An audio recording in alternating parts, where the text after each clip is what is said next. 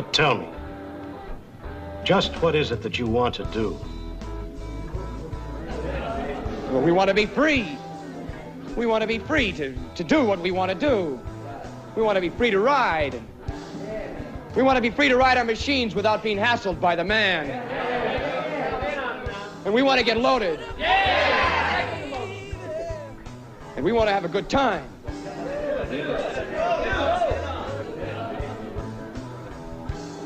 And that's what we're going to do. We're going to have a good time. We're going to have a party.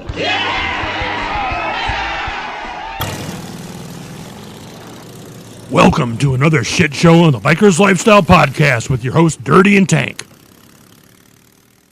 All right, so I got to figure out how we're going to start this because we have like an intro now, so it just sort of starts. Well, you're a fan of the show, so you know. Yeah. Okay, well. I don't get Tank does all that. He really does. He really does. I just come here, I talk shit, and then I'm like, Aaron, let me know when it's ready, and I'll fucking spread it around. Hey, did you put your hands down? Oh, dude, yeah, no, like, I do all this fucking. Anyways. Welcome back! Hey, this is Dave. And he's from Fork of the Road Podcast. And we know each other. And we live close to each other. Yeah. So, now you might also, be... your intro is phenomenal. Thank you. I did it all myself. Tank didn't help at all. That's why I rescheduled. I was hoping that the other way around. I was just hoping it was me and Tank. Here's the thing. Tank isn't with us today. His wife just got back. She was over in Afghanistan helping with the thing. Was she really? I can't really talk about it. I can't tell her fuck with me right now, man. I can say she works for an agency. Okay. That helps with stuff. Well, that's a very noble cause. Told the fuck. Yeah, she's Son of a bitch. That is the shit. Oh, no, it's a good one. Anyways, so that's a good opener. It is a good opener. So we just spent the whole episode talking politics. Like, you want to? How do you feel about Afghan refugees? Well, it's complex. Is that what you want to talk about? We can talk. No, it's your show. I want to talk about whatever. Well, let's talk about you. Okay. Hey, were you ever in the military? No. No? I was. Good. I spent 10 years in the service. I know you did, but we got to act like we don't know each other. So, what did you do in the military? Oh man, you know what? My favorite thing to tell people about the service. And I don't know if we're still supposed to be joking or serious. No, we're being serious right now. Dead serious. So I got out in 2014. Spent about 10 years in service. For anybody that's never met me, I spent my first few years in the Navy. Right when my contract. What was your bug class? Hey, we're getting there. Okay. So right when my contract was about to end, I was like, dude, being on a boat fucking sucks. I'm out of here. And the Army quit these recruiting goals because it's the Army. Okay. And so like at the time, this is like the first, like George Bush is still in office. It's the first surge. Like they need people, so they're offering big bonus money for people from other services that are near the end of their contract to switch over, no break. Okay. So I was like, yeah, I'll take that 20 grand. Like, oh great, yeah, here you go. Well, it turns out that it's like 20 grand spread out over 5 years and taxed at like 38%. But you know, whatever. Shit. But whatever, not the point. So I did that, and then I did a total of 10 years. So I have 3 and some change, and then the rest in the Army. But what I learned is when I got out in 2014 is that everybody was special forces, and I was like, no wonder the military fucking sucks at paperwork. Nobody's fucking doing it. Really? Everybody you meet in the bar, they're like the most fucking Green Beret Navy SEAL you ever met. And I was like, Jesus, bro. I was like, what'd you do? And I was like, well, I was just a mortarman in the infantry. Like, oh, were you airborne? No. Were you a ranger? No, bro. Just yeah. Like, oh, they don't want to talk to me anymore. Like, well, I'll go find somebody else to talk to. Well, first of all, I've never served, so we thank you for your service here at the Bike Lifestyle Podcast. So, I mean, whenever somebody's like, I was in the military, it's like, oh, well, that's badass. And then when they start, well, I was a big deal. I was a insert, MOS here, I was special forces. Oh, yeah, and, cool. I mean, up until recently, until I started listening to all these other fucking podcasts, I didn't know what the fuck that meant. Like, oh, is that, so you're like Rambo? Like you did the Rambo stuff? You're in Vietnam? Like, I had no idea. I mean, what, everybody knows what a Navy SEAL is, thanks to Charlie Sheen. Yeah. Phenomenal movie, by the way. I mean, I didn't want to, Is that what got you into the Navy? No, he got me to coke. Nice. Yeah. Did you get Tiger's blood too? Is this a family-friendly podcast? No. Oh. No, you can swear. I say fuck like 100 times on this thing. But no, yeah, you're 100% right. Everybody all of a sudden turned into a fucking Green Beret. And that's what's great about the motorcycle lifestyle too. Is like, I feel like the motorcycle culture in general, clubs, whatever, is made up of a lot of dudes that served, and you'll see a lot of dudes that are just proud of the fact that they just served, whatever capacity that might be. But the motorcycle club culture also has dudes that were not special forces, but will tell you they're special forces, and it's just like dudes that ride a bike, and they think they're Johnny Tough Guy on their Ultra Glide. No disrespect to Ultra Glide. What do you mean they're not all badasses? I don't. You know, you got dudes that are in the most legit. We'll call them top tier 1% clubs. Yeah, they know a guy. But you have 1%ers that are the most genuine, humble, nicer guys. And then you got fucking Johnny Badass and his fingerless gloves on his Ultra Glide that's got to intimidate you. Yeah. And the service is the same fucking one. The service is the same fucking one. Well, all society. I've always said that the service, the military, is almost like the foundation of most motorcycle clubs. Like as far as like the way they're ran, in a sense. Yeah. Like as far as like rank structure and like protocols or whatever. I mean, there's a lot lot of formation. Yeah. Never leave a guy behind. Security. Yeah. We call battle buddy systems. I mean, all of that stuff. Oh yeah. Well, yeah. But yeah, I mean, so clubs, the military. There's so much stuff that kind of crosses over, and just like anything, like we were talking about earlier, like you'd be in the fucking, I don't know, PTA or something like that, and you're gonna be fucking assholes in that too. Well, yeah, that's just it. I mean, have you noticed that there's more like veterans more military clubs in the past 10 fucking 15 years? Here we go. No, I'm just saying. Like, it seems weird, right? You know what? I love vet clubs that. Right. And I'm not an authority. I'm not in a major motorcycle club. I stepped away from being in a club. Oh. I've been around the clubs for a long time. That doesn't make me an authority. I am a nerd with a passion for history, and I know a lot of history. Right. But I'm not an expert. Well, that's what I'm getting at. But I've been around clubs. I was in the club. You know, I stepped up and made personal sacrifices or changes or whatever, and all that stuff. But yeah, I love vet clubs that are there for the idea of vets to have a place to get together to ride motorcycles and share kind of that uniformity of service. Right. What I don't like is the guys that use it as I don't think crutch is the right word, but they use it almost as a side street. To circumvent, they don't want to probate or prospect for an already established club. No, I hear you. Or they think that wearing a vet badge or something like that is going to get them out of the bullshit of the politics that the rest of us deal with. Like, that's just, if you're going to come into the motorcycle club scene, there are good and bad, and there's things that you're just going to have to accept and work within the parameters that are here. It was here before you, it'll be here after you. It's constantly ebbing and flowing and changing. Fucking deal with it or don't wear a badge. Yeah, that should be the same way. You're not special because you serve. I know. Well, jeez. Now we know how you feel about vet clubs. I mean, I guess it was like, I don't know, like you have fucking a fucking Medal of Honor winner that wants to join. I don't know, maybe give him a break. I don't know. Well, I mean, here's the way I look at it. Like, what I mean by you see a lot of vet clubs popping up is that you are the unofficial official historian of motorcycle club culture that I know.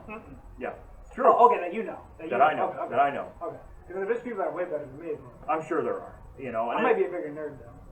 Well, you know, I'm just saying. You know. Anyways, but it seemed to me like guys would come back and they would join motorcycle clubs, and it wouldn't be specifically vets, and it wouldn't be specifically anything. It would just be, we're a motorcycle club.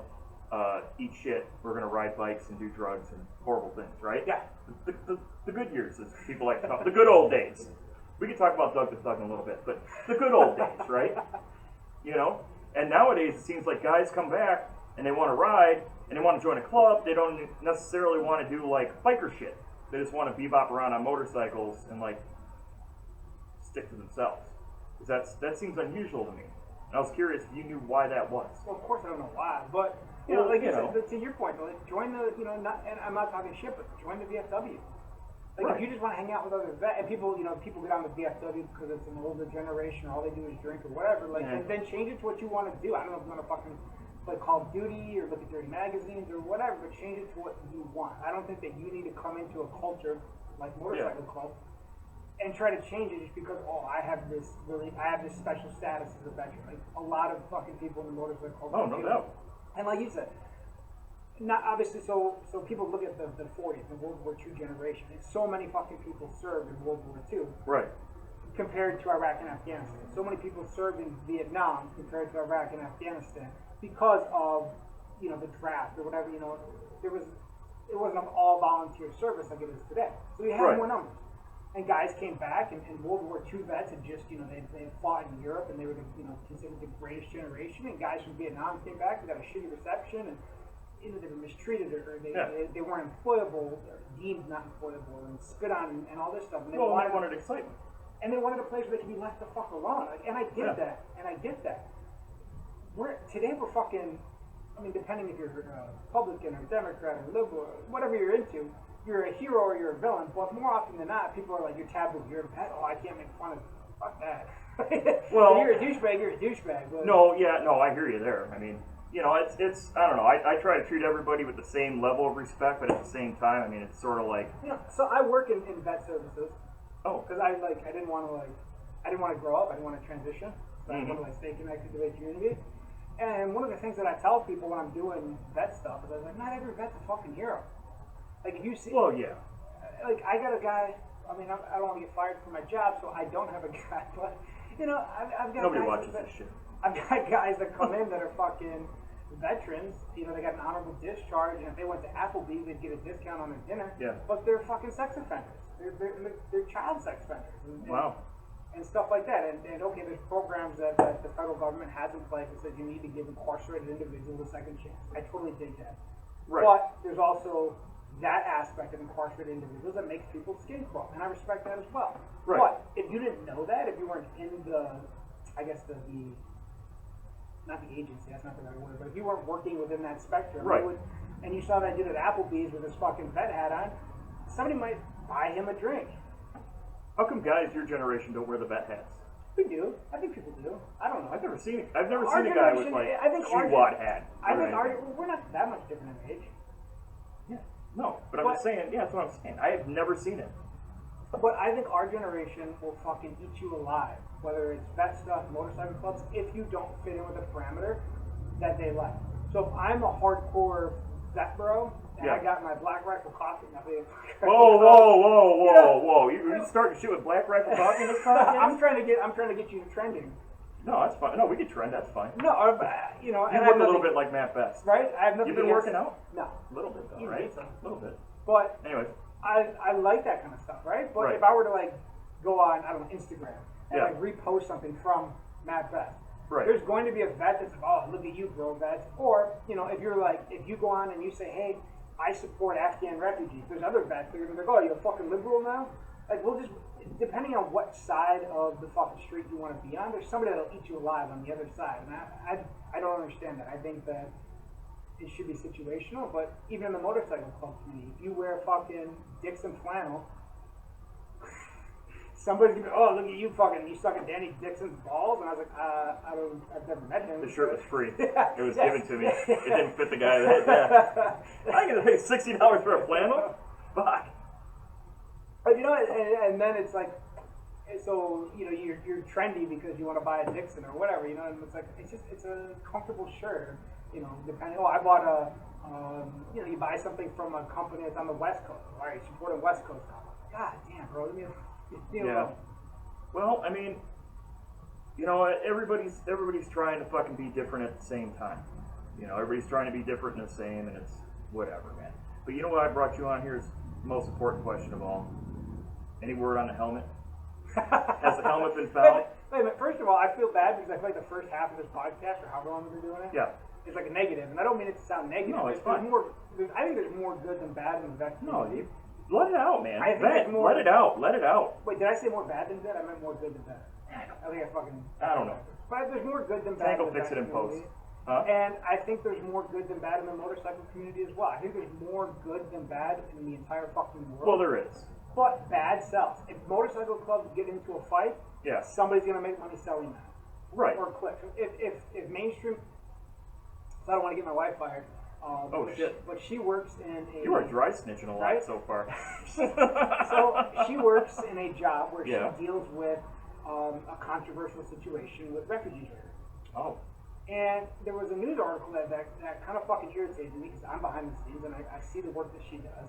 And all the news article said was, that they were complaining about the food or something like that. Yeah. And that was it. That was like the whole basis of this article was one person that they had interviewed that was complaining about this food. Okay.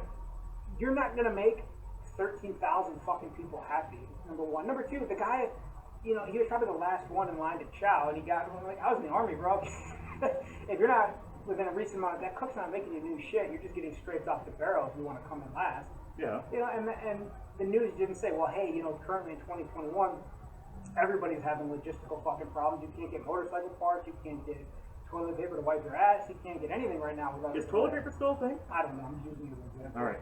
But the motorcycle part thing is a thing. And so you slant this article, and people do the same shit with bikers. And without giving context, it's so and so was arrested for X, Y, and Z. So and so got into a fight with so and so. Okay, well, people are spitting on each other at fucking school board meetings. Yeah. I mean. Well, yeah. I mean, it's if you shine a light anywhere, you're gonna find some bad shit. There's bad cops. I'm sure there's bad firefighters, and there's bad whatever. But if you can't deem one whole section of society as bad because of a percentage, a very small percentage. Like, okay, let's be honest. I guarantee my audience, and I'm sure your audience, like, we kind of think COVID's a little hyped up, right? Like, you had the coof. I had it. I had the coof. You might have given me the coof. I don't know.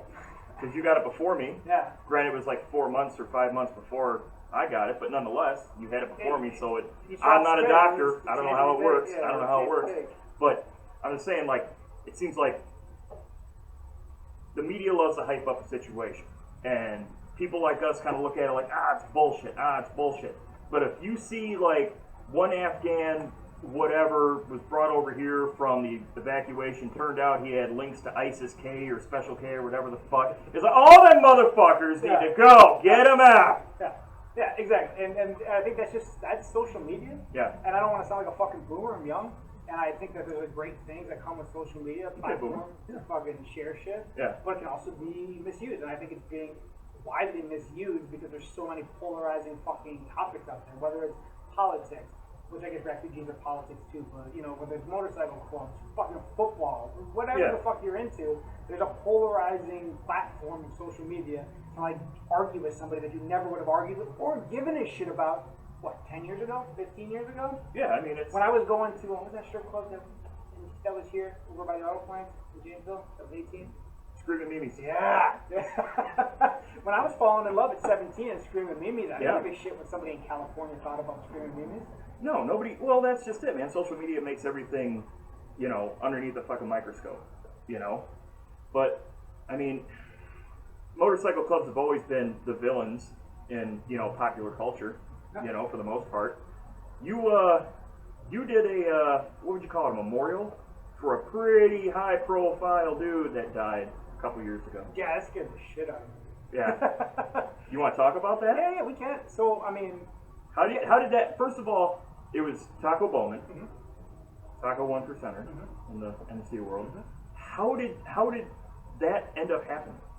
So I mean, Jesus, there's a lot of stuff to unpack. Did you answer like a Craigslist ad or something, or how'd that work? So I've always kind of been a nerd. I've always been into the history, and I've always been into like how things form, like where they came from, what are their origins. So like looking at motorcycle racing and clubs in the early 1900s, and these dudes ripping around on these fucking board tracks and like getting splinters in their eyes, and how they formed racing clubs from that. Yeah. And then looking at how that evolved, and looking at how clubs on, a lot of people focus on history on the West Coast because it's fucking glitzy and it's got good weather. And well, that's where Hollywood is. And that's where Hollywood is. Yeah. I'm from the Midwest. Like, I want to know about the fucking snow and the grime and the grit of the Midwest. And I think that, so in 1935, the Mufaka Outlaws are that representation for a lot of us here in the Midwest, especially in Wisconsin. They're the home team.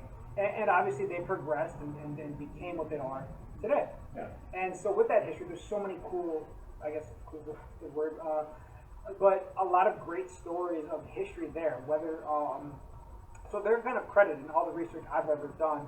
It's kind of hard to find something else that would be earlier than it, but when the guys went off to war, they had like this motorcycle shop.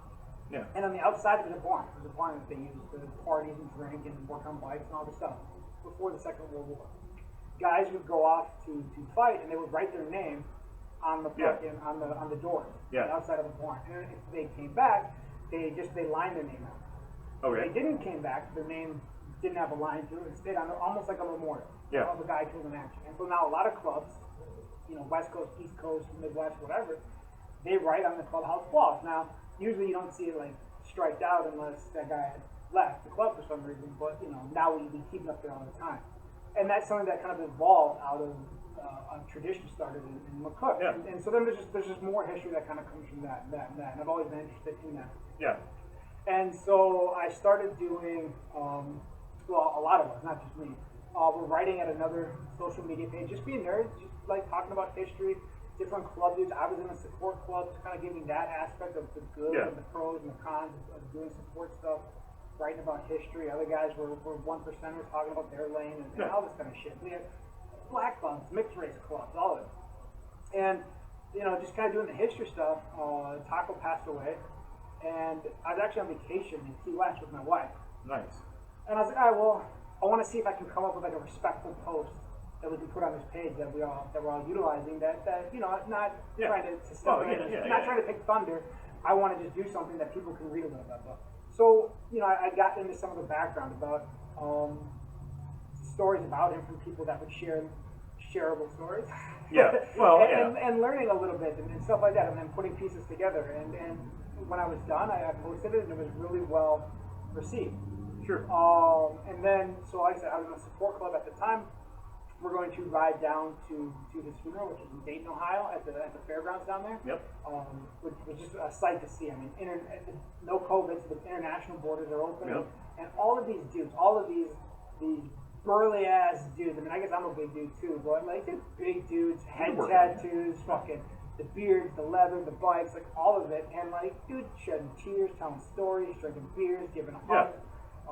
So my president and I, we are in the line to pay respects to the caskets and all that kind of stuff, and his family is there and everything else. And we're getting closer and closer. And I'm looking and I was like, there's a piece of paper right there framed that was fucking familiar. I was like looking at it again, and we're like the next in line to shake hands or whatever, pay respects, and I'm like nudging him. I'm just like, hey, that's my thing. He's like, what? I was like, that's my thing. Like I fucking wrote that, and it's framed. And they actually took it back and they hung it up in a clubhouse, and I've had a chance to go and see that. Nice. And so that was just a cool honor for me. Like I said, do you know who did it? I don't know. I don't know who printed it off, who framed it. Somebody saw it and was like, that's badass. Yeah. I mean, nice. it didn't never cross my mind for to get hey man, that's mine. Can I get credit? I just thought it was super cool to have that. No, it is cool. Well, I mean, I didn't know the guy, but we all knew who he was. Mm-hmm. I mean, I remember when he died, like, I had said something on a page. I'm like, it doesn't matter whether you love or hate the guy. The fact is, everybody knows who he is. No, 100% agree with you, and I think it's really, and I wish more people felt like that sometimes. I get, we're all going to have our tribal loyalties. Right. That's the nature of this game. Oh, yeah. But there's just certain people, whether they did 1,000 charity runs, or whether they were the most badass dude, or whether they were just a great leader, or a great brother, whatever. I think there's just certain dudes that when they are gone, or when they have passed, it takes a part of the culture with them. Well, yeah. I mean, because guys like that, I mean, I've said it before, the whole MC world is not that old. And, in the grand scheme of life, I mean, the it's first not that old. Came out of England in 1900. Yeah. So we're 121 years old. Didn't it start with a bicycle club? Yeah. They stuck engines on bicycles? Well, so there's actually the very first club that ever formed, the London Motorcycle Club. Mm-hmm. It's still in existence today, but they're like enduro races. Oh, okay. A lot of cross country type motocross type stuff. Right. But here in the States, we have Yonkers. Started off as a bicycle club, and then decided to put engines on it and start ripping around like that. And George Ellis, who was the first president of Yonkers, was like a world famous bicycle. Cyclist? Cyclist, there we go. Yeah. And then, I mean, he was winning bicycle races and competing all over the world, and then He got his title pulled away because of steroids, right? Just like Lance Armstrong. You know, one day, I can't even imagine that conversation, but just to be like, hey man, kind of fucking tired of using my legs. I'm gonna put an engine on this thing. They got these new things called engines. Yeah, and you know, obviously back then they still had the pedals. Yeah. And that's how you get them going. So, but he's like, you know what, man, I really could use a brake. And now I feel like we've reverted back to that because now bicycles have fucking engines. Yeah, they got those little bullshit fucking engines that they put on bicycles and stuff. If George could see us today. But I'm just saying, like, when did motorcycle clubs say the motorcycle clubs of today show up on the scene? Because we're not. I mean, these guys are wearing sweaters back in the day. Yeah, I think everything has kind of an era. Yeah. And people that look back at us will talk about an era. And I think, you know, you look at the early racers, guys that were doing enduro runs where 100 miles within 24 hours. So, you know? Yeah. Well, and you're talking about bikes that do like 5 miles an hour type shit. Yeah. I tried to look up one time the first motorcycle-related law enforcement incident. I have no idea if it's correct, but I found in 1912 the Kansas City Motorcycle Club was cited for causing a riot because when they left town, they scared some people in a horse and buggy, and the horse bucked some people off, and the buggy fell over because of their bikes. Yeah. I would love to hear that, what a bike sounded like in 1912. But so then when they came back into town, there was like a mob of people waiting for them, and they were all cited and ticketed. But yeah, so I mean, you have these incidents. I guess, you know, the more the racing aspect. Right. I don't want to say wholesome and disrespect what those guys were doing. They were obviously badasses and hellraisers, but it was just different. The 1910s were fucking different than the 2020s. Right. Well, and that's just it. It's just it sort of it took a shift and where then, it was, you know. Obviously, in the 40s, you know, everybody kind of knows the story of Hollister. They know, you know, Wino Willie is kind of like this ambassador of the 40s, but there's so many legendary clubs, you know, were kind of formed out of the, I guess, the hell that was World War II. Guys just couldn't see coming back and selling door-to-door plumbing supplies or working in a factory and shit like that. Like they didn't want any part of that. And it's almost like there wasn't, you know, the term PTSD wasn't a thing. You know, it was suck it up, be a man, take a pass, get on with your fucking day, you know? Yeah, and we didn't have access to VA healthcare like we do today. Like everything that I enjoy today, and I'm not saying the VA is perfect for the benefits of perfect. I hear it's a lot fucking better than it used to be. Exactly, and we owe that all to you know, the guys that came back from Korea, World War II. I'm not doing this any kind of order, but you know, World War II, Korea, Vietnam, Civil War. You know, we owe it to those guys that kind of exposed, I guess if that's the right word, holes in the system. Right. They fought for better care and better treatment and better benefits. Sure. And now today, like, nothing's perfect, but it's pretty damn good. We're treated very, very fucking good. Well, I mean, everything can be improved, but yeah, it does seem like, you know, care is. But I mean, here's what I've always like tried to explain to people that you gotta go. No. You're sure? I'm on my way. Anyway, well, you know, it's like, and the reason why I bring this up is because there's a lot of other, I don't want to say influencers, but people in the motorcycle talking on fucking microphones thing that say, man, we need to get back to the old days when you didn't have what to do. What the fuck are the old days? The old days, man. The old days. I hate that. It's the days that person agrees with. Yeah, that's exactly. not today. 100%. And you know what? I totally think that there's some awesome shit about the old days. Yeah. But if you can't do anything other than bitch about the old days and say the scene is dead, you are the problem. You can't adjust. You can't adapt. You can't move forward. Were there awesome things about the 1910s? Yeah. Were there shitty things? Yeah. You had a pedal. You know, were there awesome things about the 40s, the 60s, the 70s, the 80s? Yes. Right. Were there shitty things? Yes. And it's the same fucking thing today. I mean, here's the deal. I mean, you know, you look at fucking dudes and pictures that came out of, say, the 50s or whatever, and they are covered in fucking oil because chances are the bike in front of them lost a quart every fucking 2 miles or whatever.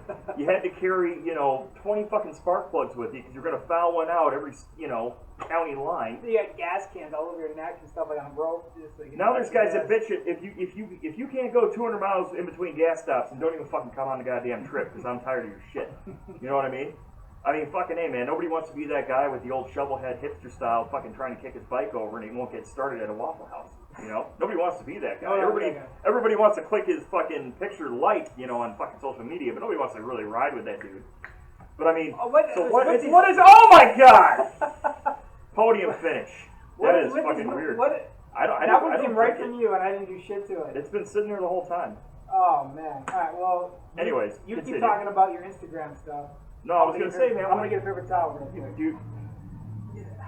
Jesus Christ. Tank's got all the work to do. He does. Now I'm gonna go home smelling like a bar. I hope Tank keeps this in there. Well, he will. I feel like this is the best part. This is real life. This People is like. real. This is raw. Well, they like the fucking what do you call it? The authenticity. Do people know this is a clubhouse? Yeah. Oh, so they say like, oh, there I go spilling beer in the clubhouse. I don't even care. It's fucking clubhouse. You guys do have the nicest paper towels. Well, we spill a lot of shit here. Hey, it's good on your probate so to have these. Nice of them. Well,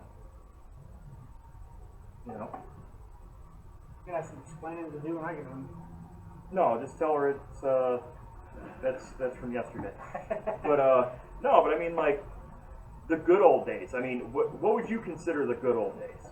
I think today's there's stuff that I like from the past. Yeah. And there's stuff I think that's awesome ass shit that we're doing today. That's a beautiful non-answer. Well, you running for office? What do I like about the old days? What era would you say if you could go back in time? Magic wand. Jason Momoa comes down from the heavens. He comes to you and he says, what episode is he on? I haven't seen the latest Game of Thrones episode. I don't know. But shout out. We ghosted. I don't give a fuck. All right,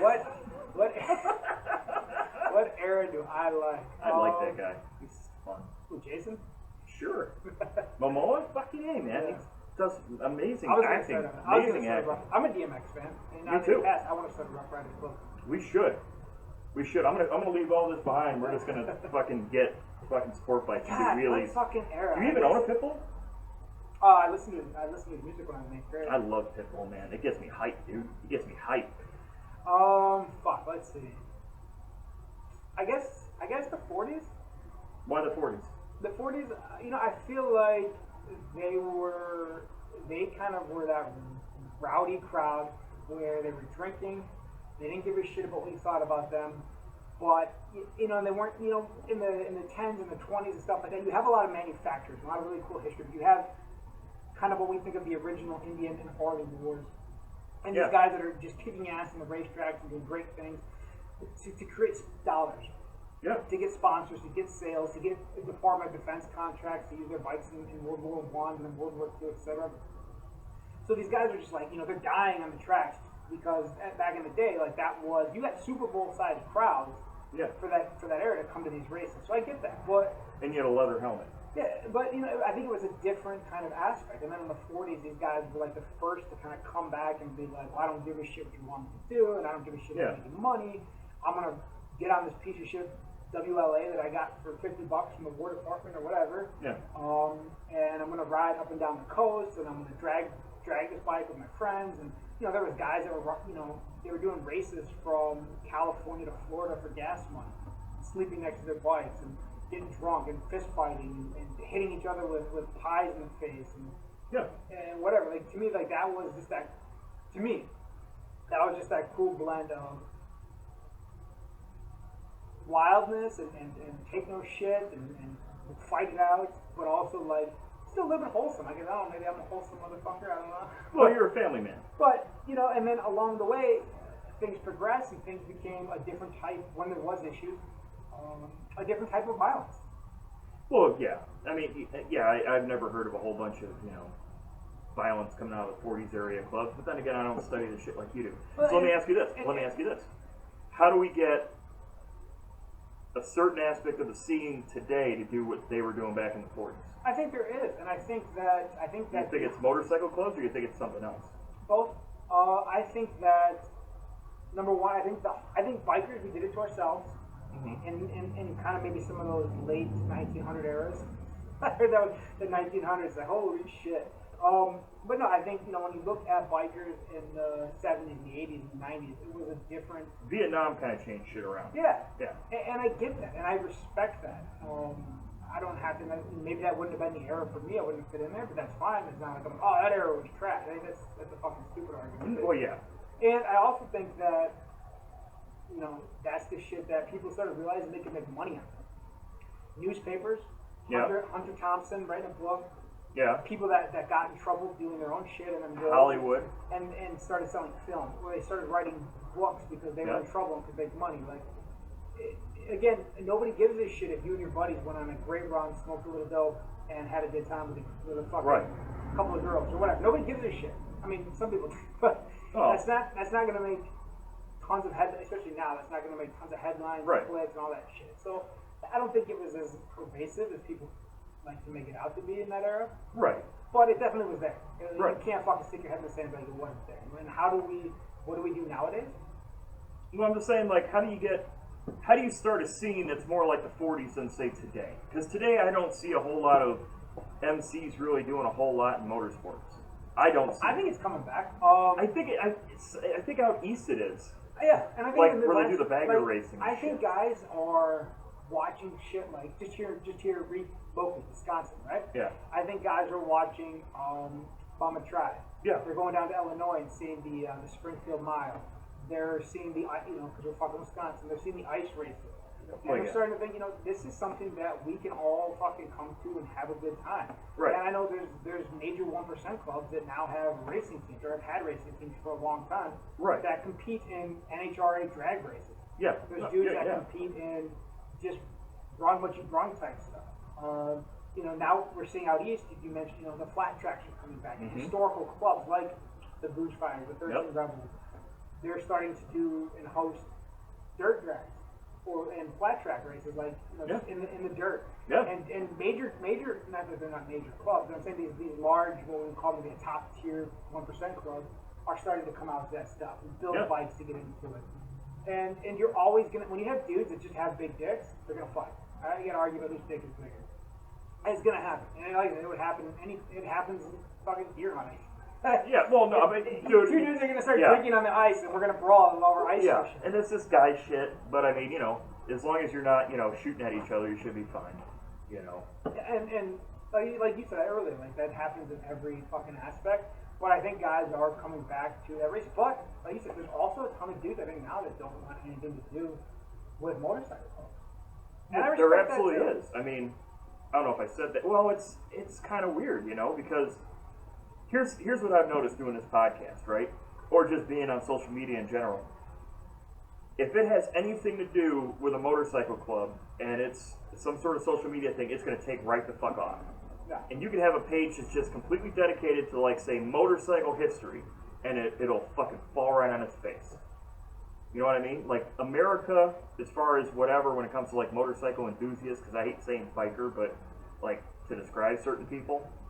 But if you're into motorcycles, if it says fucking motorcycle club in the title of whatever the hell you're watching, oh my god, I've got to see it. It's the sexiest thing on planet Earth. Yeah. You know what I mean? And everybo's got an opinion about motorcycle clubs. Nobody is ever neutral. Well, and that's kind of what we did, or why we try to do for the road and the podcast, and then there's 11 other dudes that participate in that, plus all the people that just write once in a while. Yeah. Is because it allows us. The idea was that it allowed us for all of our different. So like I said, 1%ers, core club guys, independents, whatever, mixed race clubs, black clubs, to almost control the narrative.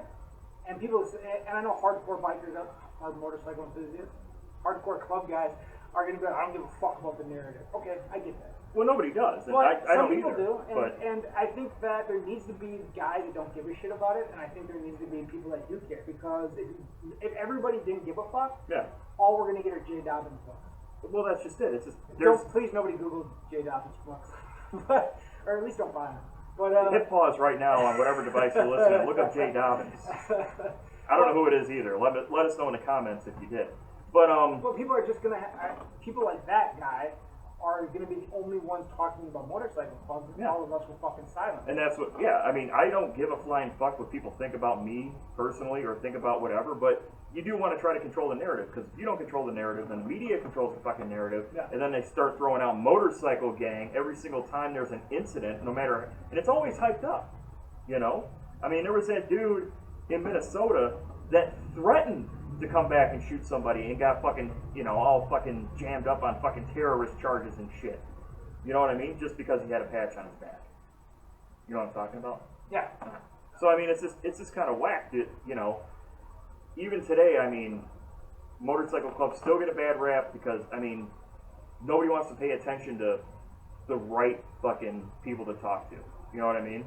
Yeah. There's so many fucking And I get it. We hucksters out there. want to be guys in clubs want to be left alone. That's Well, we do, but at the same time, we also don't, want you to think the wrong thing. yeah. You know what I mean? And I get it. To the general public, secrecy is fucking sexy, even if most bikers are not. and so What was that one for? and so people are gonna fucking make up headlines. They're gonna talk about.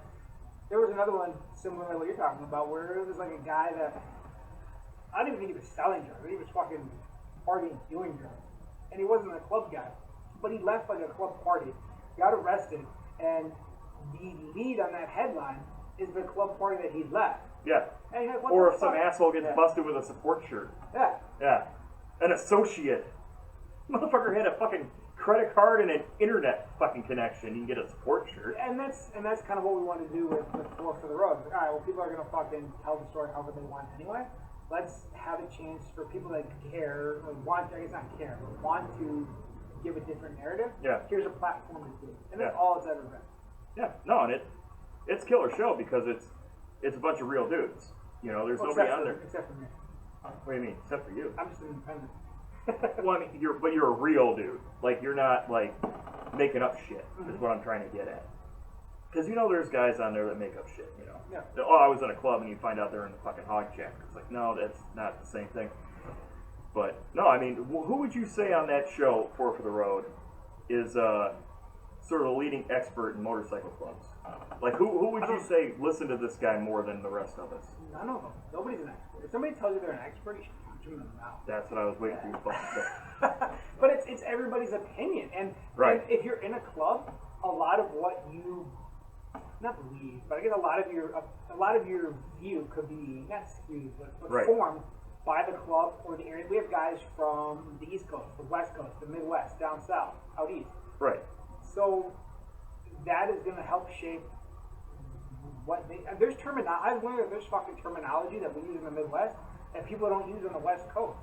So to say like, oh well, I'm an expert on protocol and biker shit. Like, no, I have a passion about it, but you're not a fucking expert. Exactly. I mean, everybody's got a fucking opinion, and it's nice. What's nice about Four for the Road is that, and I'm kind of waiting for you to talk about the other guys. You got guys that are older, Yeah. that are way younger, Yeah. and everywhere in between. You've got, I don't know if you still do, but you have guys in the 1% world, Yeah, we do. and then you got guys like you that were in not so much a 1% club, but we're in around that circle, so to speak, but now you're not in anything, and blah blah blah, and everywhere in between. Yeah. I mean, is there a guy in that, if I'm not mistaken, I don't want to say his name in case I'm wrong about him, but he's not even in a club or ever was. That's me. No, we don't have anybody that was never in a club. Oh, okay. But we have, we have like Drifter who does the podcast with us. Yeah. I just came back from going to like Colorado and Utah with him. He's in the 13 Rebels. Okay. Historic racing AMA oriented Yeah. club. And then, like I said, we have older dudes that have been in the they've been 1%ers for a decade or two. Yeah. And then they bring their opinions and their thoughts and their perspectives from their respective Right. coasts. Yeah. And then it gives and you don't have to agree with them. But you're, oh man, I never do that about fucking Florida or Well, Texas or whatever. And then you can say, oh man, well out here in California or Wisconsin, it's a little bit different because of this. And I hate dudes to get on there and be like, oh, you're fucking wrong. Yeah. Okay, maybe, but why? Like okay, educate Yeah. us or share your opinion. Like, don't get on there and be like, hey, you're a faggot. Oh, okay, maybe, but why? Well, that's just it. I mean, and I'm gonna name drop or whatever, and I mean no disrespect. You take Black Dragon, you take Hollywood, you take Shaggy, whatever. All these dudes have got these YouTube channels. Nothing wrong with them. Great information. That's one fucking guy's opinion, and that's one guy's perspective. Yet on your guys' show, and it's Four for the Road, but there's like, I don't know, 100 of you Yeah. or so now? Yeah, It's up there. Yeah, triple digits. But it's a collection of all these different opinions from all different walks of life, all in the same circle of motorcycle clubs and biker racing. I don't, and so people know Ken, or I guess he was by Punk Rock on the show, and Yeah. he wants to retire from the service Mhm. eventually, and He's still in the service? Yeah. Oh, wow. Yeah. And his passion, I guess if that's the right word, is motorcycle. He wants to make parts and do bikes and sell T-shirts and have his company and all that. Yeah, shout out his gear because he's got a T-shirt fuck about your him. helmet. Wow, no love for punk rock. So no he love. runs Bastard Son Supply Company. Yeah. And that's kind of his baby that he's slowly growing on. He's still in. Yeah. And like he was saying, he wants to build bikes. You know, there's always going to be a market for oil changing tires. That's the always number gonna be a one market market. for oil changing tires. And Yep. and if he can machine parts on the side too, he wants to do that. Yeah. If he can sell you a shop shirt, he wants to do that. Yeah. But you know, that's the only thing that like makes money. So what he'll do on the page is like he'll say, well, I'm going to donate to Motorcycle Profiling Project, or I'm going to donate to, you know, there's a Missing Kid Foundation or something like that. So we'll let him promote that on the page. But other than that, we're not selling you it. And some of these other guys, they want you to Patreon. And I'm not knocking it, but I'm just saying I'm leery of dudes that want you to buy something.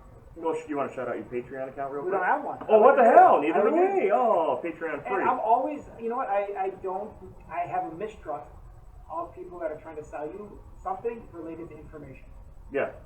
It should be free. No, you're I not hear right. ya.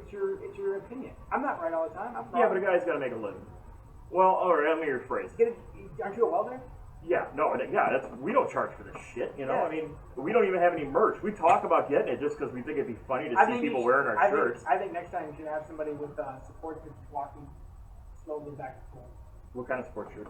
Yours. Oh. The club. Oh, yeah, we sell you those, but, you know. I'm saying you just have them like hang up all indiscriminately. I think I'm wearing a sports shirt right now. Yeah, see, there you go.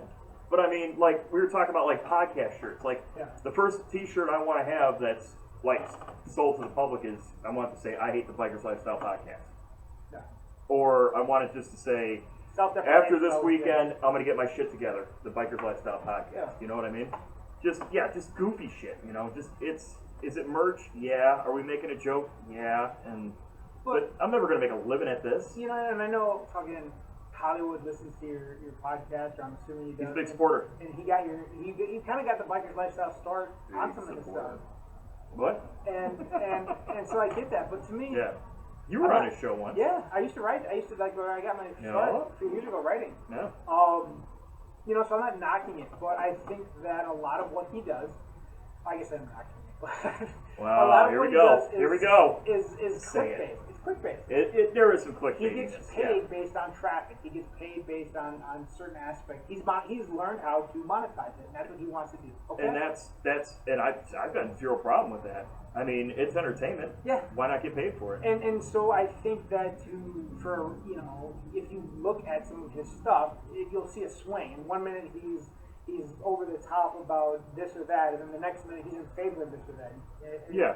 Oh, because it's going to drive traffic. So 1 minute I'm going to, maybe talk shit about this scene or whatever. And I'm not saying you did. I'm just an example. Mm-hmm. And then the next minute I'm going to talk about how great this is or whatever, because I want you to be wowed by my fucking enthusiasm with the words that I use and want to click on his shit and buy shit from me. And he sells books and stuff like that. And he wants you to buy the book. And I get that he's trying to make money. Well, yeah. And I'm not knocking the hustle, but I'm always leery of people who want to make money off of information. Well, I'm not welding anything. I'm not fixing your since you opened up your shirt, I'm not fixing your jugs. How's it going?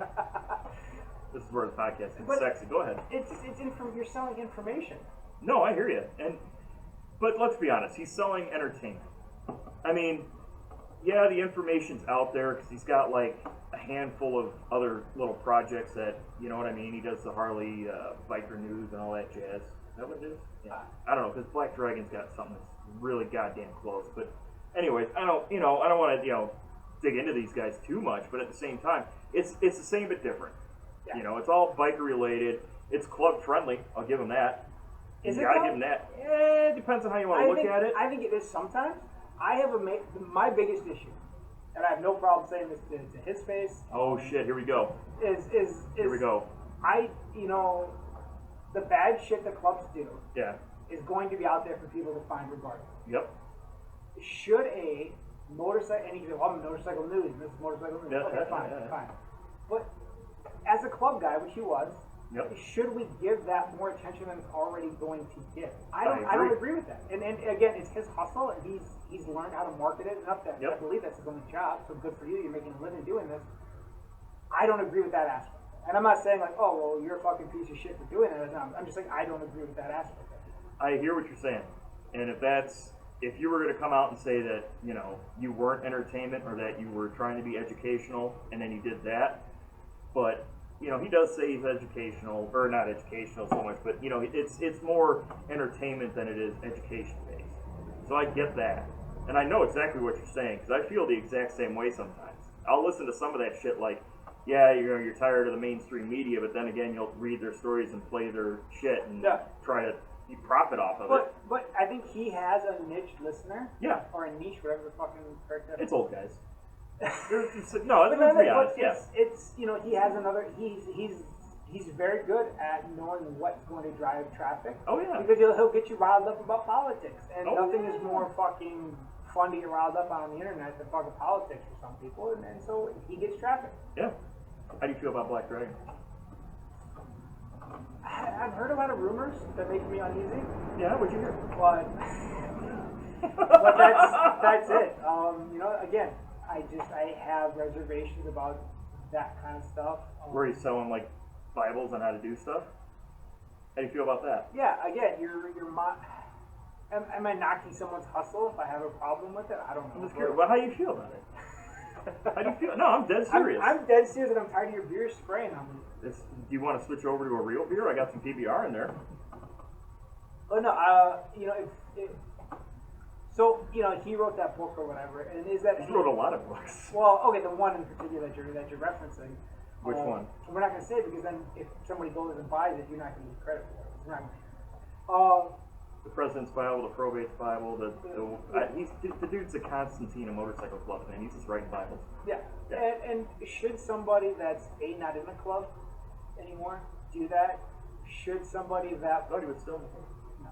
I don't think so. Hang on. I mean... You might be. We'll assume. I don't know. We'll find out. Comment below if you know. Here's the thing. Here's what I bring up. Has your clubhouse ever been shot up before? Yeah, well... but not the rival clubs. No. Rough part of town. You have to edit that one out. But yeah, so if Ken tomorrow came out with a fucking book called The Prospects Bible, I'd probably clown the shit out of him. He'd probably get in trouble for copyright infringement. He could call it. He could call it the Prospects. The Prospective Motorcyclist. The Prospects Quran. How about that? There you go. Yeah. No, go ahead. I would clown the absolute shit. Here's why I How say. can you make a fucking Bible when you're not? I know. You're not. Have you been in every club? Well, that's just it. The reason why I think it's actually not that bad of an idea is because he speaks to the. Well, let's be honest. He talks to the basically black clubs more than he talks to white clubs, as far as like when he's talking on the internet, right? Okay, fine. If we're gonna do that, I mean, I also think though that he speaks to guys that are going to buy the book. Yeah. And not join an actual club. Exactly. Which is great. I mean, fine. Get your little peek into the motorcycle club life. Yeah. But I don't know. Step up, or don't. And then like myself, like okay, well, who am I to talk shit because I stepped away? But be okay with that. Well, here's what I mean. My Instagram isn't. Not to cut you off. I'm sorry. My Instagram isn't me in a fucking slick back cut, moving hard with my fucking Simpson helmet. Someone stole it. You want somebody stealers? They stole your helmet like they stole the fucking election, man. Fucking liberals. Fucking liberals. Can't have nothing nice in Madison. Yeah. But no, I mean, the reason why I bring it up is because it's like, I get why he's doing it. I mean, let's be honest. Yeah, he's trying to make some money, and that's whatever. You know, it's fuck. I'm a capitalist. I don't know about you, but make your money. But I don't think it's a bad idea because there are a lot of dudes out there starting clubs. Why are you starting clubs? Why are they? I don't know why they're doing it. I didn't start a fucking club. I'm saying these motherfuckers are. Don't start. And if this information's out there, then maybe they can get a little bit more legit. Again, who am I? I'm nobody. I'm not No, a fucking. you're not nobody. I'm not a guru in this fucking life. But why are you starting a new club? Who the fuck knows, man? Unless you, so if I came to Janesville, Wisconsin, and there were not a lot of clubs, and I can say this is what I want to start, and this is why I want to start, and this is how I'm going to do it. Then okay, I get it. But if you want to start a new club, I think that you should have to really first know, understand, and sit down with the clubs in your area.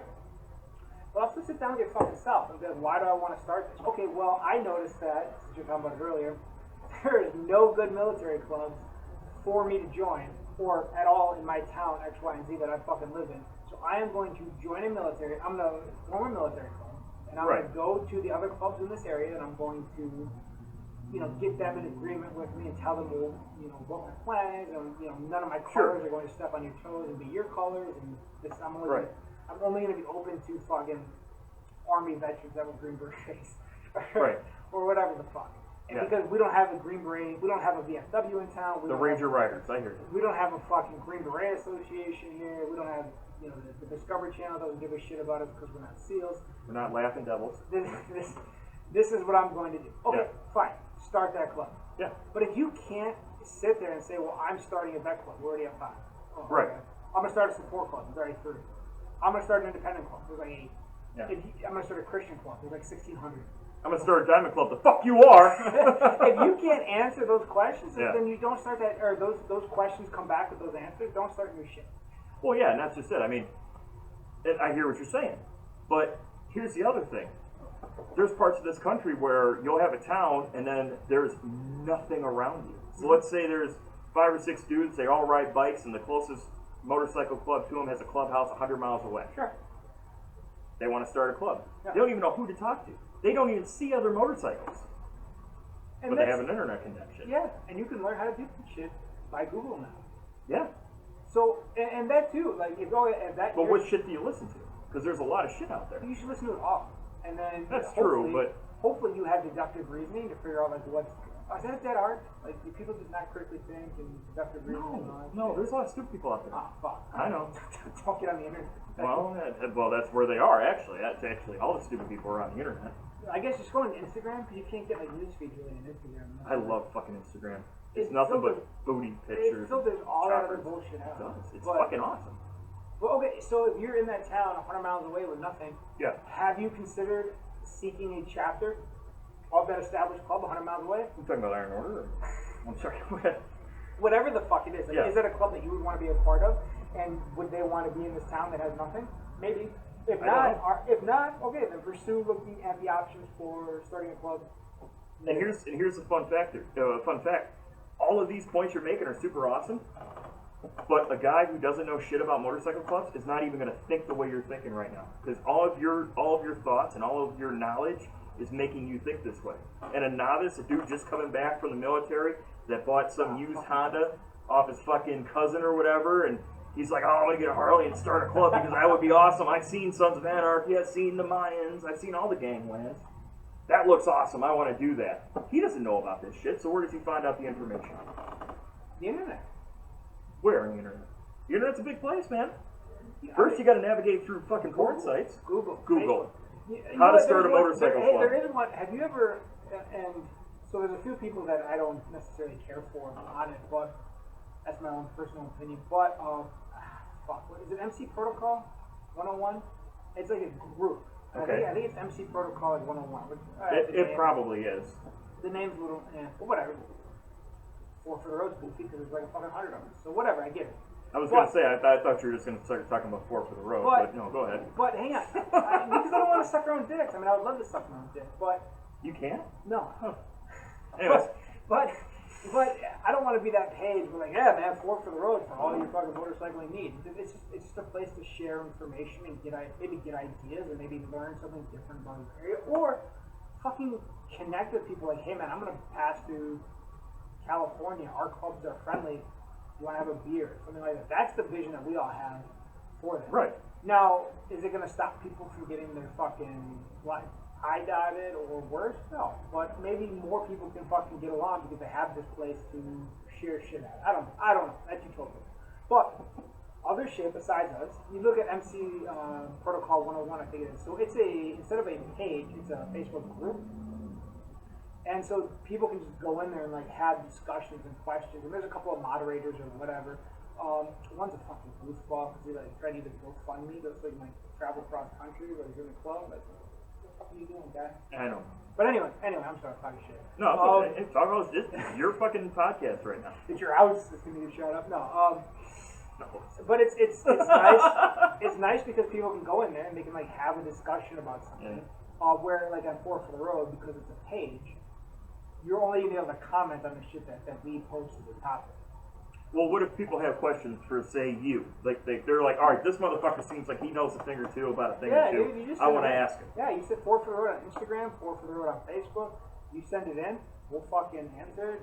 If you don't like my answer, there's like 20 other dudes, there's a bunch of other dudes that'll answer you. If you need a one percenter's thought on something, because you want to go into 1% lifestyle, well, I don't fucking know what to tell you. But there's 1, 2, 3, 4, 5, 6. There's like 6 1%ers on the page that can answer that question. And it's not just one part of the region; it's all over. Yeah, it's West Coast, East Coast, down south, white clubs, black clubs, mixed clubs. So you can get your answer. If you disagree with me, I've put my address in the comment section before. Like, come on by. You can scroll this right at the bottom, but right then, here. But then they always Google me and they're like, oh man, it's a nice house. My wife makes good money. Well, I mean, you are, but. So, I mean, yeah, man, I guess that's what I'm getting at, because, we started this whole podcast just to talk to motherfuckers like you. Interesting you started people. Biker's Lifestyle before Four for the Road, right? It was really goddamn close. Because I remember, I remember you bitching, like, when we'd see each other about, like, old dudes that bitched about kitty pictures we put up. Yeah. Or they didn't like a certain motorcycle. Oh, yeah. Oh, we started the whole, well, I actually started the Biker's Lifestyle Facebook page. Yeah. Just for shits and giggles. And, well, I didn't even start it. I was brought in on it, because I was just posting on it. And then you learned that people suck. Yeah, no, well, here's the thing. Like I said, there's a lot of stupid people out there, and they're all on the fucking internet. And the other thing is that as much as boomers want to bitch about people not, acting like they do online, in person, these fucking young punk kids, they do the exact same fucking thing. Yeah. I'll see a guy on there clearly in his fucking late 60s talking mad shit to me like he's gonna fuck me up, yet he's on oxygen. You know what I mean? Dude, I'll crip your hose and kill your monkey ass. But, no, it's we started this whole page because, like, I know all these fucking badass people, like you, like other people, right? And, these characters, man, and I see what's going on out there and all the protocol shit, and it's like, okay, I get it, it's valuable, but that's not what I'm about, because I realize that protocol is different no matter where you're at. Sure. Protocol at this clubhouse might be different than protocol at the next clubhouse down the road, or that house, or this house. Yeah. It all changes, and there's chapters regionals. That are yeah. Oh, yeah. There's chapters that are different in the same club. Exactly, but this was just to highlight people that are, I don't want to say influential, because I don't want to blow too much smoke up your ass, but that's exactly what it is. You're influential in the motorcycle club scene, if it's not your scene or just the world or whatever, I mean, if not to fucking name drop, but if Sonny Barger wanted to talk to me, which he never would because he's fucking big time. Because you live in Wisconsin. That too. But if I were to ever move somewhere, where he would talk to me, I would talk to the guy because I have questions that I've never heard answered. Yeah, and you brought up something earlier about no matter what team you root for, there are just some people that are large, I guess larger than life, if that's the right term. Yeah. And some people absolutely hate him and some of the things that he's done or whatever, and that's fine. You can feel that way, and I support you feeling whatever way. Some people love him. I support you feeling that way too. But the fact remains, when he dies, that is a lot of history that's fucking gone. Whether you love that man or hate him or think he's this or that, you know who he is. And he's been doing it since the late 50s. Yeah. I mean, so we're talking on going on 60 some odd years of being involved in one of the largest motorcycle clubs in the world. And, everything that guy does is bad and everything they do is bad. That's fine. That's your opinion. And I get that. But the fact is still, he's done it. And that'll be a large loss to the community when he's gone. And I don't got a fucking opinion about the guy one way or the other, to be quite honest with you. But I mean, at the same fucking time, the reason why I say his name is that it's a fucking household name. Everybody knows who that is. And that's what this podcast, because I'd love to highlight some of the dudes, because I remember back in the day, I hear fucking guys talking and this and that on, the old days are gone. Oh, the good old days are fucking long and over. Wherever the good old days was to them, the good old days are fucking over and done with. And they would fucking go on and on about how it's nothing but a bunch of punk dudes and this, that, and the other thing. And I know you know who I know. In Fort Atkinson, you can't say that shit because some of those guys are still fucking around and they still hang out and they still do shit. You know what I mean? There's still guys in these clubhouses, you don't see them out at the bars because, you know, they're getting up there in fucking age, but at the same time, they're still around, they're still doing club shit. Yeah. You know, and I would love to fucking talk to them. The problem is they don't trust the internet. And it's really hard to get them to talk when it's being recorded. They don't trust the internet. You know, I never thought about that. You know, You're trying to do a podcast where you're literally trying to tell somebody in a club. first you have to explain what a podcast is. And then you want to tell them, like, hey man, I want to put you on tape. Yeah. Yeah. Hey, I'm trying to get you How's on your tape. radio Yeah, show? do you Yeah. mind? Not a radio show. It's a Yeah. podcast. It's Hey, a man, podcast. Do you mind if we record you? Yeah. You're not filming this, are you? That's the whole point. Oh, what are you going to do with it? You're not going to show anybody. I'm going to show the fucking world. Yeah. Well, who can look at it? Like Everybody. Anybody. And then once I put it on certain platforms, it's out there forever, and I can't do nothing. I can't take it down. Yeah. Can the feds see it? Yeah. I mean, Yeah, we it's don't put everybody. drugs on the table. Yeah. We do it in the back room before it starts. There is no back room. Just a wall. If anybody's paying attention. But That's all why- right, man. That's why I dropped so much shit earlier. You did have a Red Bull. Yeah. You regretting that, or you good with it? This has I been couldn't be hopeful. fantastic. I didn't know man. if this was a family show or No, no, you pissed off everybody that fucking ever watched anything on you. No, I'm kidding. No, hey man, you got your opinions, and you know, They got a lot of work for Say it, man. You got to take out that whole exploding beer thing. he'll leave it right in. We call this the shit show for a That reason. that should be like, I don't know if you have like little like episode trailers or whatever, like little sneak peeks, but that like No, that we don't do exploding that. everywhere should fucking be it. Not Yeah. even start. Well, I mean, thanks for coming on. You got anything else for the people out there? No, are we done? If you want to be, Yeah, that's fine. unless you got something else you want to say. How late do you got? It's like 6:11. My wife blow me up yet? You run your life like that? Yeah. Yeah, when you make the money. No.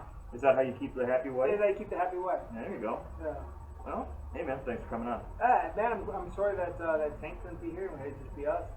But we made it work. I We think. made it work. We made it work. Yeah. And you got all the. I feel like now you're more comfortable with the technical shit. Yeah, as long as I don't fuck it up when I go to stop all this stuff. Now you're ready for Jason. Jason Momoa. You're ready for him to fucking. What do you feel about Jason Momoa? I don't. What is he? He was the Aquaman. Was he Aquaman? He's Aquaman. Yeah. Yeah. Well, here's the reason why I bring up. Okay, here's the whole reason why, and this is, nobody's watching at this point because like our analytics say that after 12 minutes people will shut the shit off. It's fine. Hey, 12 It's minutes. fine. 12 minutes. 12 minutes. Fine. Fuck, we got the view. Hit the like button. Yeah, Fuck, yeah. subscribe. But he's like into Harleys, like old school Harleys and shit. They usually make commercials, don't they? I think so. Yeah. I think they're starting to use them. And then like that fucking lick knob, like remember like when they did like the release of the fucking Milwaukee 8 or whatever, and they gave all these celebrities, Yeah. certain Yeah. influencers like crates, and they gave him one. And he rattle canned to some bitch flat black, which Yeah. I was like, dude, that's the jackassiest thing I've ever seen. You know, you could have just said I don't want it. Yeah. You know, instead of rattle canning it flat black, because you know, money to him. You know, who gives a fuck, Yeah. right? But I just think it's fucking hilarious. Is that's what Harley thinks that will drive fucking people to Aquaman? motorcycles is Aquaman. This big hunky ass motherfucker. Oh, I want to be like that guy. You can't be that guy. One, you're not Samoan. Two, you're not built like a brick fucking shithouse. Yeah. You're not going to be that guy. So instead of talking to like normal dudes, and I'm not trying to say talk to normal dudes, but normal dudes, no, you go to Hollywood again and you try to make it something that it's not. The whole fucking thing. And that shit, I just think it's fucking hilarious, and I like to make fun of it. I'm a fan of the Pan America. I don't hate it. I think that Harley fucked up with that electric piece of shit, and the fact that they didn't call it a Silent Bob was a miss. That is, yeah. Yeah. I'm not a huge fan of the new Sportster, and to me it looks like that was it that FXD shit or whatever they came out with a couple of years ago. Yeah. It looks too much like that to me. But Yeah. I would fuck with the Pan America. I'm thinking about getting rid of my road glides for one of those. Like I love the fact you can highway it, you can off-road it, like it's like this camping mobile, like it's all this shit. I couldn't see me riding that cross country just because I come from the sport bike world, so I kind of know what it feels like to ride for a long period of time, jockey style. Yeah. It sucks. I'm old. I'm older than you are. It's got very much a BMW panel influence style too. No, it does, and I get it. And for certain people, that's rad. And I wouldn't mind having it like as a just to have it. Yeah. But I wouldn't like it. Wouldn't be my Wouldn't only be your- fucking wouldn't be scoot. your- yeah, No, yeah. fuck no. I got 2 scoots now, and I still want more. You know But what I I mean? think they finally got a new bike platform correct with that one. After kind of whiffing. I mean, I like the Softail. People bitch about bringing back the Dyna. I get that. The Dyna was a good platform too. But I think the Softail fucks. And I think it's a good platform. I think you do a lot of cool shit with it. You're talking mono style. Yeah. Yeah. No, yeah, I hear you. I mean, it's not a bad bike. It's kind of the styling of it. You're gonna hate it or love it, but let's be honest. If you're into adventure bikes, you like weird, goofy shit. Yeah. You know what I mean? And I think they've done a good job. So there's some people that are like promoting their adventure bike. They got fucking Lance Corey, who's an X Game gold medalist, and we're only Scratch and Supply. Yeah. To just be in their commercials to do it. Yeah. That to me is more appealing. Like, I want to know what Lance Corey from the X Games is doing more than I give a shit about Jason. All of them, most of them. I hear exactly what's fucking. Hold on, I'm gonna grab you another beer because I got 2 more questions on you want to talk about Harley. Go ahead, talk to the camera. Sorry, Tank. Talk about how much more you hate fucking everybody else on the Hey, can you internet open this besides one? you. Can you open this one for me though? You want a PBR like a real beer? Is that gonna explode everywhere? I don't know. But we live dangerously here on the Bikers Lifestyle Podcast. Nobody can hear you right now. Yeah, they can. These mics aren't that fucking great. They fucking pick up shit. Oh, well, I'm all leaving the hey. Well, no, it's because it's like that Jocko shit earlier. Like, yeah. you like the Pan America? Anyways, so I had this thought, like, and I was always kind of curious because you know you talk about the new fucking Pan America, you talk about the new whatever Sportster. They make a lot of power, right? It's just out of the box they're over 100. That's what I heard. Yeah. And let's be quite honest, that no other V twin has done that. No. It's besides like the V Ride, but that's whatever. You know, that was that Yamaha engine or whatever the fuck it was. Why not put a Pan America motor in like a Street Glide fucking chassis? No, I don't know as much about the new sports. I just haven't paid attention. But now, did that get the same motor as what's in the Pan America? I'm not 100% sure if it's the same motor or the same style of motor. Okay. I want to say it might be the same motor. Yeah, and I don't know. I feel like sometimes Harley gets shit completely right. Yeah. And then they have a platform to build on, and then like, you know what? Never mind. Let's fucking try. Let's try something new and miss. Yeah, or it's like they can't put 2 and 2 together. Like everybody bitches about our bikes being slow and fucking can't handle. Is that a rival? Huh? Is that a rival? I don't know who it is. I don't know, it's just fucking force of fucking habit, man. I don't know. You know, I feel, you never know. Not to off track you, but I feel bad too for people that maybe don't know Janesville. That like, I mean, this is really Wisconsin in general is kind of an enigma in the fact that most people get along. Oh yeah, like there's a lot of people that come here and just from outside and don't understand it. Like for the most part, everybody fucks with everybody. Everybody gets along. Yeah, and there's reasons for it. Yeah. You know, yeah, for the most part, like we're not at each other's throats out here. Everything's usually, there's some flare-ups from time to time. Somebody steps on somebody's dick, but as far as like, dicks in the room. It's like, you can't suck yours, but I mean, whatever, but I mean, it's for the most part, Wisconsin in a whole is, I don't want to say chill, but it's rare. It's rare. Yeah. It's definitely an oddity. Yeah.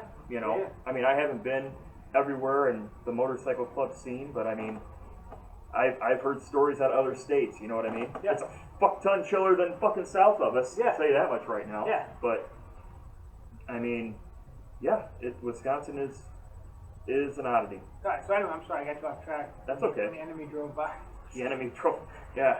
That so guy. All right. So. Well, what do you think about say putting like a V-Rod or like a new Sportster or a Pan America motor in the chassis of like say a Street Glide? So you got all the styling of a Street Glide, but you got the fucking engine and the performance of the newer generation. Yeah, and so my understanding of the Pan America too is the technology in the whole system allows you to adjust the shocks and the ride and everything else, or you can preload it. And so when you come to a stop, it'll lower so people that are shorter can put their feet down. Yep. And then when you go above 10 miles an hour or whatever it is, it'll raise back up to its preload ride height. Right. Why doesn't Harley have that technology then, or they do? Why not? Maybe they will put it into the bagger platforms. Put it into exactly. And I see they just teamed up with Olin's for like racing. Yeah. To the Screaming Eagles. I believe so. Yeah. I believe it's Olin's. But it's either Olin's or Legend. Is that going to be another $10,000 on a CVO body if you have to on a CVO platform? Yeah. No, I hear you. Yeah. Like, why not? You have this really great technology here. You're kind of chasing some of the stuff that Indian's doing, like the inverted front end and everything else. So why not put some of that technology into your other platform? And maybe they will. Maybe they will. I mean, it's early yet. Let's see what they do. Is January still the new release or some shit like that, brother? Fuck, I don't think so. They used to have, I don't know, COVID fucked it all up, but they used to have a show like the winter. Yeah. It's usually that like late January, early February, something like that. I think that's when it comes out. I'm not 100% sure. You know. Because they just went back to cable clutches too for 2021. Yeah. That was wild. Okay. A lot of people hated the fucking hydraulic clutches. Sure, I get that. You know what? Hey, if you can't figure it the fuck out, might as well go back to what was working for you. Yeah. You know, I personally, I'm not a fan of fucking hydraulic clutches, but I mean, you know, I guess if I was an old retired guy with fucking horrible arthritis, I mean, it makes sense, and that's usually their fan base that buys newer bikes. Let's be honest. Are you gonna get a trike?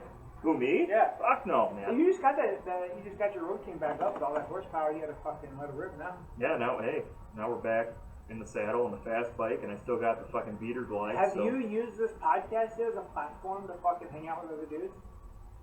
Like a grinder situation? Yeah, because that's one of my favorite things about Four for the Road, minus the dicks, Right. is being able to, and the grinder, is being able to meet other people. Like, so this last trip that we just went on, Drifter and I went to Colorado, but then he had to turn around and go back, and I was going to try and go to California, but the fucking forest fires were ridiculous. And trying to go through Vegas in September, it's still like 110 degrees. Yeah. But I'm an Eskimo. Fuck that. I mean, I would like to if anybody would watch this motherfucker and But- comment and shit, but I mean, it's hard. You got tons of guys that want to fight you in the comments on Biker's Lifestyle. That's true, but none of them want to meet in person. I mean, they're not cool like that. Well, yeah, I mean, so that was one of the things that I enjoy about Four for the Road is that I went to Kansas City, Yeah. one of my stops, and I had a place to crash without paying for a hotel. And then one of the dudes kind of bopped around with me. We kind of mopped around Kansas City and saw some sights in the morning before I took off. Yeah. Once my hangover was gone. Yeah. And that's one of the things that I enjoy about the page. And that's one of the things that I hope people get out of it. And this podcast and the podcast. Yeah, you're building like almost, not, I don't want to say you're building a community. That sounds gay or Yeah, nays, yeah, yeah. but I hear what you're saying. You're trying to like fucking spread the love and fucking network. Yeah. Have a little network of Yeah. real motherfuckers doing real motherfucker shit. Yeah, and I think you see that on other pages too. The guys that run in clubs, you know, guys, Yeah. this performance bagger scene or the chopper scene or the Yeah. Dyna scene. Yeah. Those guys started just fucking ripping and getting together. Yeah, I don't want to hang out with the dudes that want to judge chopper dudes or Dyna dudes. What about that guy? That guy, he works with vets a lot. He did all the I don't know why dealerships. I don't know. I get excited sometimes. I can't help it, you know. But I'm on the spectrum, aren't you? Anyways, but that dude, Adam. Oh, Calhoun? No, the guy that works with the vets. No, that's the fucking singer. Sandoval. Sandoval, Yeah. that's it. I always fuck up his name, dude. Dude, so Sanderballs. Yeah. He has or partners with a campground in Oklahoma. Yeah. I think it's his or something like that. I think it's his. And then so some of the dudes, there's a dude Jace Hudson from the Fast Life podcast, Yep. who is an awesome painter, builds great bikes. He's like into the Shout out to performance. Fast Life. He's into the performance fucking bagger scene and Yeah. things like that. And How do you feel about the performance bagger scene real I quick? think they're amazing. Like Awesome. I don't think that I necessarily want one. It's just not. I'm not here to go 190 miles an hour in turns and canyons. This is not what I do. Right. I want to be able to have a reliable, comfortable bike. And you don't have a Simpson helmet anymore. And I don't. So they kicked me out.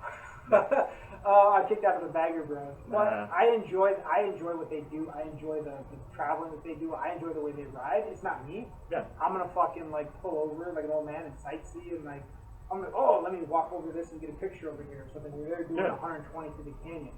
Right But on. I dig it. But I dig choppers. I can't ride a fucking chopper. So you're gonna hook up with Adam? You guys gonna go out there to the ranch, the fucking biker thing, and fucking do So some they things? do. So they do that they do that Fast Life camp out. Oh, no out shit. there. And so guys get together, and I guess Adam Sandoval opens up the campground, and they go and they go on rides, and they rip, and they're doing wheelies, and they're fucking getting drunk, and they're camping. They're doing Yeah. old school biker shit with new bike flavor. What do you feel about the Born Free shows and all the old school chopper shows that are popping up? Dude, I love those, and like I said, I could never ride a chopper, but I love watching the fucking artistry that goes into making those things. Yeah. But have we ruined things like that? Like, I mean, Mama Tried is another great example. I love the What do you mean by ruined it? hooligan class that comes and races Mama Tried. Yeah. But people want to make money. It's the hustle, and I get that. But Oh, now yeah. Born Free This shit has, costs money, dude. yeah, and now Born Free has more sponsors maybe than they do kind of that dirtbag, kind of that down home feel. And Mama Tried turned into the same way. Mama Tried Right. used to be held in a warehouse downtown. Now it's at the rink, which is great for them. They have more ability to have participants, and that's not the fucking word, spectators, Look, come through and make money. I don't know. How old are you? 35. Okay. So I'm 42. Not a big age difference, but a But danger. you get the hat curl, get the hat curl into that. Dude, I gotta do that it. That knocks off at least 4 years. Dude, I gotta do it. You know what I'm saying? I keeps it real. This is my old spoiler. Keeps it from flying off my head. But so back in the early 2000s, you would have been what, 13? I mean, so yeah. I'm not good at math. Like 14, 15, somewhere in that neighborhood, early 2000s, right? So you kind of know about the whole chopper scene that was popping up. The Jesse James fat wide tire, the Tuttles screaming at each other, throwing chairs through fucking walls, $80,000 fucking history of the choppers. It was one of the first ones to like bring motorcycle clubs into a TV scene. Well, and that was just it. What I was going to get at. How, when he was talking to the El Foresteros, how they were saying how back in the day nobody gave a fuck about it, and yada yada yada, and now all these assholes got their thing. I think that one dude, I don't know his name, but he said, you know, my little slice of heaven's getting crowded. Sure. Do you feel like that's what's happening once again? Dude, where so I wrote a history piece on Tom Fugel, and I think Tom is fucking amazing. Yeah. I actually took a ride out on my bike to Sioux City, Iowa. Mm-hmm. And, you know, I was out there, and where his shop used to be, Tom's Leather Works, is gone. They demolished it. It's an open kind of lot now. But I was able to check it out, and I'm like, dude, their motto is ride choppers or fuck off. And I'm over here on a 2020 road car. You know, and so they just a big fan, guys. Yeah, they wouldn't even. They probably would have. Did they sign your helmet? Yeah, right? They took it. No, but I think that shit is so cool, and I think that shit is so rad, and yeah, like you said, you know, the slices. Anytime something's cool and it's going to, people are going to want to make money on it. It's just that whole thing where I liked their first album before everybody else did. But it's the same thing like I tell people about Sturgis or Daytona. Yeah, if you go downtown, it sucks. There's flat pocket jeans and $20 beers. But if you get away from that, there's still dudes that are doing what the fuck's wheelies. a flat pocket jeans? You know, like affliction jeans and the fucking button. Oh, the embroidered shit? Yeah, Oh, okay, flat pocket I'm saying my pockets are flat because I'm broke, No, motherfucker. flappy, not flat. Oh, flappy. Yeah. Okay. Yeah, but if you get away from that, there's you know, Hardcore Cycles is a big motorcycle parts dealer. Yeah. They do shows. They do FXR shows. They got a badass Instagram too, by the way. Yeah, and then in Daytona they did a skinny tire bagger build off and all this shit. Yeah. In Daytona during Bike Week. So get away from the fucking dudes in Affliction and the tribal tattoos and find that. Do you shit. feel that Dixon flannels are the new Affliction shirts? Probably, Yeah. but I like them. I wear them, and if somebody wants to make Wear fun one of right you, now. If somebody wants to make fun of you for wearing a Dixon, that says more about them than it does you. That's true. They don't have style and class like we do. Yeah, do people fucking like geek out for Dixon and like buy it up and sell it for overpriced? Sure. Is that gay? Yeah, absolutely. Super gay. But do I want to judge another dude because he decides to wear a Dixon flannel? No. I got better things to do with my time. My wife judges me. Okay. Does she judge you? I don't have time to judge. How's she feel about this whole motorcycle thing? She into it? Mm-hmm. That's good. And How do you balance your family life and your motorcycle club life? Or let me rephrase. Yeah. How do you balance the whole motorcycle riding and the wife thing, and the family thing? Because you got a family. How do you do it? Maybe my wife just hates me. I don't know. But I'm very fortunate. She's supportive of me going on long rides. You know, I do 3, 4 long rides. I'll go down to Georgia. I'll go down to Fort Benning. You got a lot of vacation days, don't you? Fuck government worker. Remote work, okay? But yeah, she's supportive of me. She understands. And, you know, I'm not out there on the road doing dumb shit. No. But I mean, let's be honest, man. It ain't no fucking secret, man. Us guys have the same grind as every other motherfucker out there that has fucking shit going on in life. But you're a welder. Yeah. And that's your job, and that's what you do, and that's what pays the bills for you. I knew when I got out of the service, I wanted to set my life up in a way where I could fucking travel. So you might have more money than me to put into your bike. You might have, say, a nicer hotel. You might have a nicer house than me, or whatever. None of that is true, by the way. All of that was a lie. So, but there's other people out there that might be true for. But for me, like, you know, before I got married and had dual income, I'm okay with not making a lot of money. My job doesn't pay that well. I work with vets, but it pays shit. I get good benefits, like I get good retirement and health care, but that doesn't translate when you want to buy a 12-pack. I still got to buy the domestic shit. Well, maybe you need to start selling some t-shirts. Do you want to ride a bike? So I set myself up to where I knew that I was gonna have a job that allowed me to have free time to travel. Yeah. Now I can't stay in a fucking Hilton. I gotta stay with friends or Motel 6. Shout out to Motel 6. We stayed at one in Dodge City, Kansas that had a blood stain on the floor. Like a giant one. I put it up on my Instagram. It was fucking. I've talked about it a million fucking times. The fucking kind of hotels that me and the boys stay at, and it's nothing but crackheads, fucking meth heads, and fucking little creepy crawlies in the middle of the night. I had my shoes next to the bed, and like my worst fear was that I'd wake up in the morning and accidentally put my feet down in the wrong spot and not land in my shoes. That's my worst fear. I have slept on top of more covers than I care to fucking admit to. Yeah, it's but kind of rough. I save money. That's right. $65 a night in Nashville. And that's what we set our lives up for. So you know that what you do is going to allow you to do that, and what I do allows me to travel. I'm never going to fucking own a vacation home, but I'm okay with that. So what's the future of fucking Fourth of the Road? Where would you like to see it go? Because you don't want to make any money doing it. That's bullshit. Yeah. But go ahead. You socialist prick. Go ahead. I want to party with dudes. I want to party with dudes? Yeah, I want to party with dudes. Hey, hit them up. No homo shit. No homo shit. Just, party with dudes. Sure, pants are optional. So whatever. Drifter and I, we tried to do a documentary where we wanted to get up with other club dudes and with our pants on and fucking just interview you about what you love about the life. Whether you want to tell us what club you're in or not, we don't give a shit. What are you going to do with this documentary? I don't know. So we've got a bunch of kind of hodgepodge scenes and clips and stuff like that, and maybe it'll take another trip. Are you talking like a 21 for the 21 days under the sky type deal? Sure. We did actually try to get one of the Blues Fighters to get Robert Patrick to give us a 10-second soundbite of him just being like, I wouldn't fucking narrate this shit. That's all we wanted. I wouldn't fucking narrate this shit. Yeah. But again, just something where we're able. The negative is always going to be there. I know we kind of hit on that. That horse is dead. Right. But what do you love? Whether it's your club, whether it's the history, whether it's riding with your brothers. That's the same thing we're trying to do here. Yeah, we want to hear about every week. Yeah, okay, let's say whoever is the really cool guy with the camcorder, right? It's you. Shout out to the webcams. See with my hands. I don't know. But no, I'm saying, let's say you film all this shit, you get it edited, what do you want to do with it? You want to just stick it on a fucking website and it's free and everybody can watch it? No big deal? All free. All about free. We're biker socials, right? Apparently. Yeah. I mean, why not? I'm not here to monetize your love. Yeah. Sounds like a fucking song. That's a good fucking song. Clip it. Yeah. I want, if you're going to share the positive, it should be free. Because the whoever newspaper or... Who does that now? I don't know. Who has a positive biker's lifestyle? No.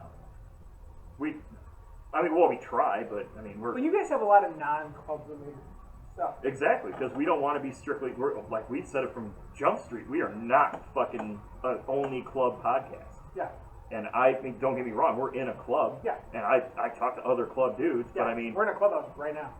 As we speak. But I'll talk to a dude that's never been in a club. Yeah. And I would love, who I want to talk to, adventure bike guys. Because that's a world I have no idea about. I have no idea. You heard of the channel Fortnite? Yeah. Guy up in Canada? Yeah. Fucking wacky dude, man. I'd love to talk to that guy. There is a chick, and I don't mean that in a derogatory sense. And I know biker dudes are like, chicks, blah, blah, blah. No, I don't give a shit about chick clubs. I know you don't give a shit about chicks. You just want to find dudes. Yeah. I don't give a shit. We're just looking for dudes to hang out with. I don't give a shit about chick clubs. But I met a chick in Sturgis that was kind of doing promo stuff with Harley and some other sponsors for the Pan American. Yeah. The Pan American. And listening to her talk about riding her motorcycle. She's got an old FXR and some other shit. And then so I started following her on Instagram. This bitch is badass, and I mean bitch with respect. The stuff that she's doing, bitch is in the nicest way, is fucking awesome. And she's out there just getting it on her Pan America. Sometimes she's riding with some friends. Sometimes she's riding. What about her herself. 2 wheels? Is that? I've seen that one too, right? That's she rides that road bike. Okay. Red bike. Oh no, I'm thinking of there's another chick. You talking about making a motorcycle journey? No. It's called fucking. Be a nerd here for a minute, but it's called I think it's called Ride to Food. Ride to Food. Yeah. And she'll go and eat somewhere, right? So it's like an Anthony Bourdain no borders thing, but on motorcycles. She'll go and fucking do a GoPro. Let's do that. She'll do a GoPro going up Pikes Peak in Colorado. Were we supposed to do a Waffle House tour at some point? I don't know, were you? No, when I was on your podcast, we talked about doing the Waffle House tour. Maybe it was me and Punk Rock that were talking about because we were fans of Waffle Houses, Yeah, I'm not, and you said they Waffle sucked. Waffle sucks. You fucked up. Waffle sucks. Agree, disagree.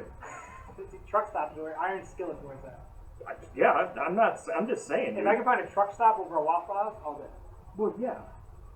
All day. But a lot of, I mean, once you, I don't want to tell you, but once you get like south of the Mason-Dixon line, Or, most things are Waffle Houses in what's truck it- stops. When you Huddle House, the Waffle House. Oh Waffle House? yeah. Oh, what's the name of that other one? It's like fucking super popular when you get into Kentucky. It's like fucking everywhere. Oh well, doesn't matter. Shout out in the comments if you know what I'm All talking the about. fucking times you go to Kentucky, you don't know. I know, right? It's like I'm always going to Kentucky. What else Oh, you got? I Otherwise, got nothing, wrap this up. Yeah, we wrapped this shit up, man. It's like fucking 6:35. Ooh, wife's gonna be mad. She is gonna be mad. I tried to end it earlier, but then you started talking about new Harleys and shit, and then You wanted said to rant. you got me another beer. You said you had more questions. It was about Harleys, and we just kept on talking. No, it's a good time. I appreciate you coming down. I love coming down here. True podcast professional with us. I don't know why you don't brag about your clubhouse more on these podcasts. I feel like you should. You guys never do. No, it's just clubhouse. Man. It's a nice clubhouse, and anybody that's Not in the horrible. club world, will come in here and be like, "Fuck, this is nice." Ain't bad. There's some dudes that are like in like huts, Yeah. or they have no clubhouse. And I'm not knocking your hut if if you're out there and have a hut. I'm just saying this is nice digs. You don't want to make any money, so you're only gonna have. Hey, a fight, and you it know was what I'm clean saying? until you gave me those tainted beers. No, that's fine. How's the PBR going down? Good. Good job, PBR, for making a good beer. And yeah, you should sponsor us. Move the shit fucking Miller Lite. The shit they squeeze you off the floor at the Pats factory. They fucking put in those cans. You know what I'm saying? Anyways, but all right, man. Well, All right. this is it. This is the end. That's good. I gotta Tank pee usually anyway. ends it. I Yeah, gotta pee anyway. yeah. And You he's. can leave that in there, Tank. You know what? I'm gonna say my own ending. Fuck off. Anybody in particular? Fucking world, man.